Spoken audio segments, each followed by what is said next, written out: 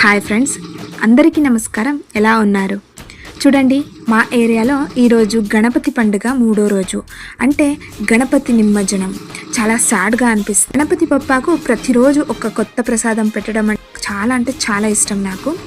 ఈరోజు మనం ఒక ట్రెడిషనల్ స్టైల్ రెసిపీ చేయబోతున్నాం. అదే మన శనగల పల్యం. ఇది చాలా సింపుల్గా ఉంటుంది, కానీ రుచి మాత్రం అదిరిపోతుంది. ఇది తింటే బొప్పా కూడా చాలా హ్యాపీగా ఫీల్ అవుతారు.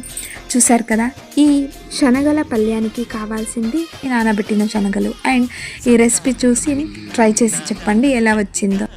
వంట చేస్తున్నప్పుడు వచ్చే మంచి స్మెల్తో దాన్ని అండ్ కడుపు కూడా నిండిపోతుంది. ఇలా మన చేతులతో ప్రసాదం చేసి దేవుడికి నైవేద్యం పెట్టడం ఫీల్ ఎంత బాగుంటుందో కదా.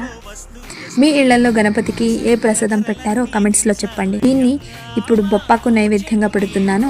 మరిన్ని సరదాల విషయాల కోసం కొత్త రెసిపీలు